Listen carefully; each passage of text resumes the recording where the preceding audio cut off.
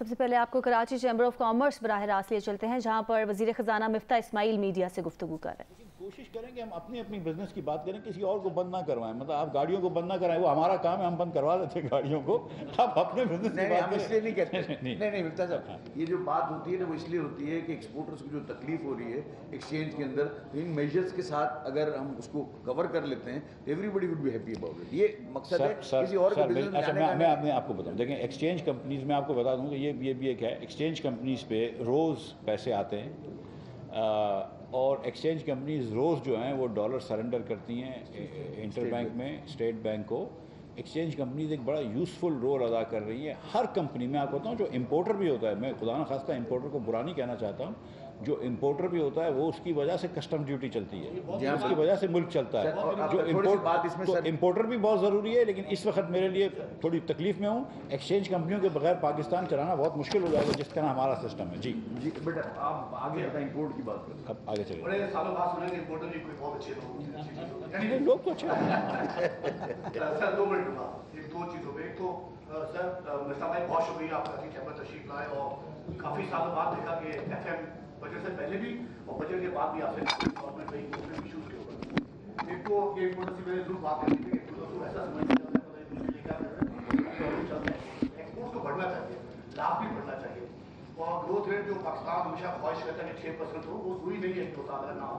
मुल्क इस वक्त और हम सब यही सोचते हैं, जो आपकी सोच है, सबकी सोच है, गवर्नमेंट के स्टाफ की सोच है, और ऐसा ही होना चाहिए कि पाकिस्तान लाजमी फर्क हो। पाकिस्तान में तो हम सब हैं, 6% ग्रोथ के लिए क्या कोई 4% की रह गई तो कोई फर्क नहीं पड़ेगा, 3-4 साल बाद अचीव कर लेंगे।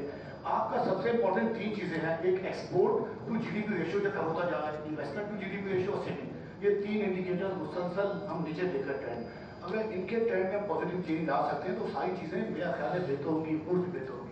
इम्पोर्ट का जहाँ तक ताल्लुक है, जैसे आप कहते हैं कि एक्सचेंज कंपनी में 30 लाख बनते हैं, तो जो इम्पोर्ट कर्टेल की गई थी उसके फेवर में नहीं हो कि आप इम्पोर्ट बहुत बड़े पैमाने पर, क्योंकि वहाँ पे नॉन टैरिफ बैरियर्स मिलता भाई ऑलरेडी वहाँ पे नॉन टैरिफ बैरियर्स है, 100-150% ड्यूटीज है, वैल्यूएशन का आपको 30 साल ऑलरेडी बता दिया क्या हालात है वहाँ पे। तो अभी जो लास्ट आपने जो डिसीजन किया था, और आप क्योंकि पॉलिसी तो कंसिस्टेंट है, यहाँ पे होता है एक हफ्ते बाद ऐलान किया ये हो जाएगा और नेक्स्ट वीक हो जाएगा। अभी भी आप कह रहे हैं कि शेफ महीने बाद देखिए जो आइटम्स अदर देन मोबाइल, गाड़ियाँ, हाउस होल्ड जो आइटम्स हैं, वो 3 आइटम्स की अभी EC ने आपने 2 हफ्ते के इसके पहले अप्रूवल दिया है, वो कल कैबिनेट मीटिंग में होना था, शायद नहीं हुई। तो कम से कम जो आपने खुद EC ने सोच समझ के, जो जिनका इतना वॉल्यूम भी नहीं है, उन पर इतना असर भी नहीं पड़ेगा, उन पर कोई रिस्ट्रिक्शन लगा देंगे, अप्रूवल हो, पहले 90 डेज अगर रिस्ट्रिक्शन में मार्जिन कर सकते हैं। वफाकी वजीर खजाना मिफ्ता इस्माइल इस वक्त कराची चैम्बर ऑफ कॉमर्स में ताजिरों से खिताब कर रहे हैं।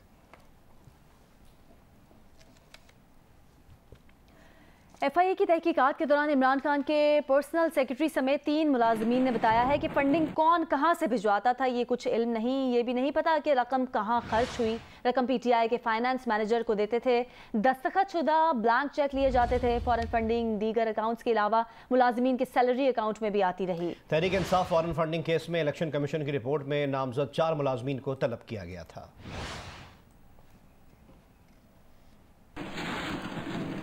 FIA की तहकीकात के दौरान इमरान खान के पर्सनल सेक्रेटरी समेत 3 मुलाजमीन ने बताया है कि फंडिंग कौन कहां से भिजवाता था कुछ इल्म नहीं।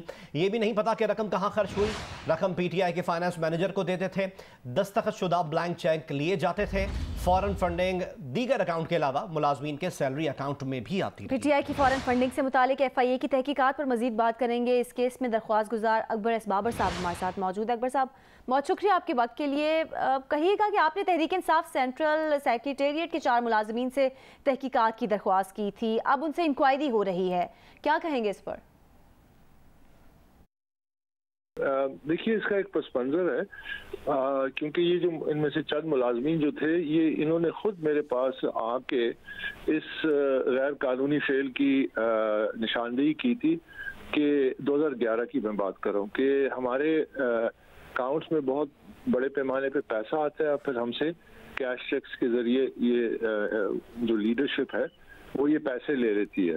तो और ये जो मामला है 4 मुलाजमीन के अकाउंट्स में गैर कानूनी तौर पर पैसे आने का, इसकी निशानदेही मैंने ओरिजिनल जो पटिशन फाइल की थी नवंबर 14, 2014 में उस वक्त कर दी थी, और साथ एक दस्तावेज भी लगाई थी कि जो 6 उस वक्त जो पीटीआई के फाइनेंस बोर्ड के जो एहलकार थे, यानी उनमें आमिर कियानी थे, सैफुल्लाह नियाजी थे, सरदार अजहर तारिक खान थे, कर्नल यूनुस अली रजा थे और तारिक शेख साहब थे और डॉक्टर हुमायूं मोहम्मद, इनकी दस्तखतों से इन मुलाजमीन के नाम, उनके शनाख्ती कार्ड लिखे थे कि इनको हम इजाज़त देते हैं कि ये डोनेशंस जो हैं पार्टी की पाकिस्तान के अंदर और बाहर ये रिसीव करें अपने पर्सनल अकाउंट्स में, और फिर उसका जो आगे से ये फिर वो पैसा कैश तक ले जाते, और ये कहीं पे रिकॉर्डेड नहीं है ना इलेक्शन कमीशन में।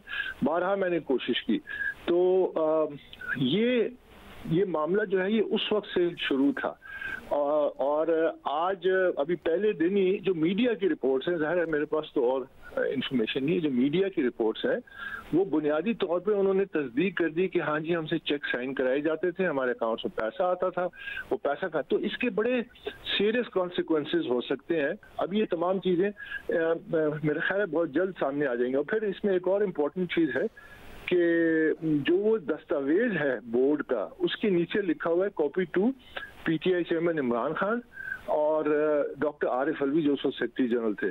तो ज़ाहिर आरिफ अलवी तो इस वक्त सदर हैं, तो उनको तो इम्यूनिटी है, आई होप कि वो इम्यूनिटी वेव करते हैं, तो फिर इमरान खान और ये दोनों ये भी तहकीकात के जुमरे में फिर आते हैं। मैंने बारहा इनसे कोशिश की स्क्रूटनी कमेटी में कि जी उन्होंने एक्सेप्ट किया कि हमने इजाज़त दी है, बल्कि इनके जो मरकजी सेक्रेटरी फाइनेंस हैं उन्होंने एक इंटरव्यू में एक अखबार में उन्होंने इस बात को तस्लीम किया था कि हाँ जी पैसा बाहर से यूएई से भी आया है इन अकाउंट्स में। पीटीआई फॉरेन फंडिंग केस में दरख्वास्त गुजार अकबर एस बाबर साहब जियो न्यूज़ से गुफ्तगू कर रहे थे, बहुत शुक्रिया आपका। और अब आपको बताएं कि एफबीआर ने मुल्क भर के 100 से ज़ायद बड़े रिटेलर्स के खिलाफ एक्शन का फैसला किया है। इसी पर बात करते हैं, हमारे साथ मौजूद है नुमाइंदा जियो न्यूज़ अशरफ मलकम। अशरफ, टीओएस से मुंसलिक होने का कब से कहा जा रहा था इन रिटेलर्स को, और अब क्या फैसला किया एफबीआर ने? जी, जैसा कि आपने कहा, जो बड़े रिटेलर्स हैं जो खासतौर पर 3 बड़े शहरों में कराची, लाहौर और फैसलाबाद में हैं, उनके बारे में एफबीआर के पास रिपोर्ट थी कि वो मुंसलिक हो रहे हैं, ना टैक्स दे रहे हैं। उनको एक वार्निंग लेटर जारी किया गया है कि 10 अगस्त तक वो मुंसलिक हो जाएं, वरना इनके इनकम टैक्स के इनपुट क्लेम्स हैं उनको वैलिड क्लेम तो सुबह नहीं किया जाएगा। इनको 60% तक इनपुट टैक्स क्लेम करने की इजाजत भी हासिल, लेकिन बार बार कहने के बावजूद जो लोग अपने आप को इन्होंने सिस्टम से मुंसलिक नहीं किया। जुलाई 2021 से इनको मुंसलिक होने की हदायत की थी, यानी तकरीबन 1 पूरा साल पहले, लेकिन इन्होंने मुंसलिक नहीं हुए, तो अब उनके खिलाफ नोटिस जारी करके 10 अगस्त की हतमी तारीख दी गई है। साथ ही कहा गया अगर वो नहीं होते तो उनके खिलाफ फिर कार्रवाई की जाएगी। उनको जो क्लेम है सारे के सारे जो है वो उनको नहीं समझा जाएगा को वैलिड या जेन्युइन क्लेम्स है, जो उनको कोई अदायगियां भी इनकम टैक्स की रिटर्न की मद में नहीं होगी, और जो इनकम टैक्स अदा ना करने की अलहदा से कार्रवाई है वो भी इनके खिलाफ शुरू की जाएगी। बहुत शुक्रिया अशरफ मलकम तफसील देने के लिए।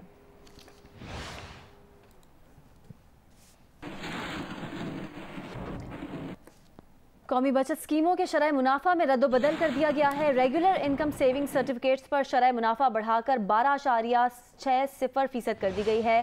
पेंशन्स, बहबूद, स्पेशल सेविंग सर्टिफिकेट्स पर शरह मुनाफा मौजूदा सतह पर बरकरार रहेगी। स्पेशल सेविंग सर्टिफिकेट्स पर शरह मुनाफा 13% की सतह पर बरकरार है। बलोचिस्तान के मुख्तलिफ इलाकों में बारिश का सिलसिला वक्फे से जारी है। पीजीएम ने मजीद बारिशों की वजह से लसबेला, अवरान और साहिली इलाकों में सैलाबी सूरत हाल का खदशा जाहिर किया है। सिंध में भी मानसून के चौथे स्पेल की शुरुआत हो चुकी है। मुतादिद इलाकों में वक्फे से बारिश का सिलसिला जारी है। बलूचिस्तान के मुख्तलिफ इलाकों में मूसलाधार बारिश वक्फे से हो रही है। महकमा मौसमियात ने मजीद बारिशों की पेश गोई की है। पीडीएमए ने मजीद बारिशों की वजह से लसबेला, आवरान और साहिली इलाकों में सैलाबी सूरत हाल का खदशा जाहिर किया है। सिंध में मानसून का चौथा स्पेल शुरू होते ही हैदराबाद, मीरपुर खास, बदीन, उमरकोट और गिरदोनवा में रात गरज चमक के साथ बारिश हुई। बारिशों से नशेबी इलाके ज़ेरे आब आ गए, जबकि मुतादिद फीडर्स ट्रिप कर गए। सिंध के दूसरे बड़े शहर हैदराबाद में भी बारिश का पानी जगह जगह जमा हो गया, जबकि शहर की अहम शाहराहें, सड़कें, टूट फूट का शिकार होने से लोगों को शदीद मुश्किलात दरपेश है। उधर महकमा मौसमियात का कहना है कि 9 अगस्त तक कश्मीर, इस्लामाबाद, शुमाल मशरकी पंजाब में भी मूसलाधार बारिश का इम्कान है। वफाकी हुकूमत ने बारिश और सैलाब से मुतासरा इलाकों में इमरजेंसी नाफिज कर दी है। शिमाली बलूचिस्तान में सैलाबी रेलों से तौबा चकजई की बेशतर सड़कें बर्बाद हो गई हैं, जिसके बाद इंतजामिया की जानिब से सड़कों को बहाली का काम जारी है। जियो न्यूज़ की टीम भी बहाली ऑपरेशन के लिए कवरेज के लिए बालाई इलाके माको कच पहुँच गई है। मजीद बता रहे हैं जियो न्यूज़ के नुमाइंदे नूर जमाना चकजई।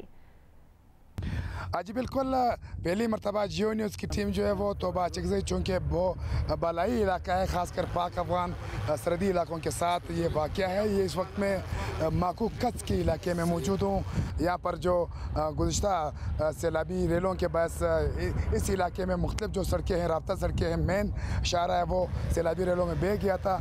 इस वक्त माकू कच को लिंक किया जा रहा है दोबंदी मरकज़ के साथ, और दोबंदी से फिर चमन, पशीन और किला अब्दुल्ला के साथ लिंक किया जा रहा है। बल्कि किला अब्दुल्ला, चमन और पशीन से तकरीबन 40 किलोमीटर के एरिया को क्लियर कर दिया है। बेशतर जो मेन शारा हैं तोबा चकजई के शहरों के साथ अब तक लिंक किया जा चुका है। डिप्टी कमिश्नर का कहना है कि यह ऑपरेशन दिन रात जारी रहेगा, चूँकि एक और भी स्पेल आने वाला है, हेवी स्पेल आने वाला है, तो मुतबादिल रूट्स भी बनाए जा रहे हैं ताकि अगर कोई दोबारा सैलाबी रेल आ जाए तो उस जो मुतबादिल रूट है उसको मुतासर न किया जा सके।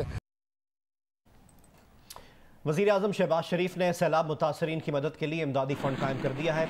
उनका कहना है कि अवाम बिलखुसूस मुखय्यर हज़रात से दर्दमंदाना अपील करता हूँ कि सैलाब की तबाही का शिकार अहले वतन की दिल खोल कर मदद करें। तारीख़ी बारिशों ने सैलाब की सूरत क़यामत सुग़रा बर्पा की है। बलूचिस्तान में गैर मामूली तबाही हुई है। सिंध, खैबर पख्तूनख्वा और पंजाब में बेतहाशा नुकसानात हुए हैं।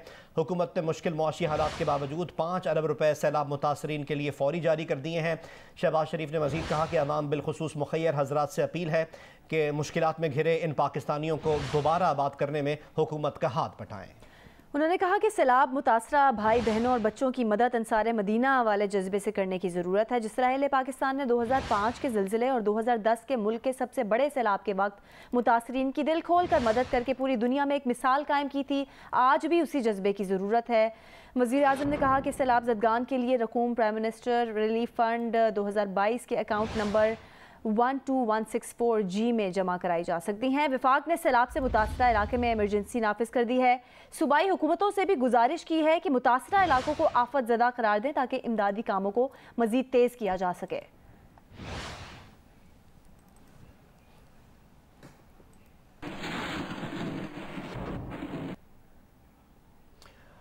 मानसून का चौथा स्पेल सिंध पर असरअंदाज है और कराची में इसके ज़ेर असर सुबह से ही बूंदाबांदी और हल्की बारिश का सिलसिला वक्फे से जारी है। तफसीलात हमें बताएंगी उन्नीबा ज़मीर शाह। कराची में आज सुबह का आगाज़ हसीन मौसम से हुआ। इस वक्त भी शहर के मुख्तलिफ मकामात पर बूंदाबांदी और कहीं कहीं हल्की बारिश का सिलसिला वक्फे से जारी है।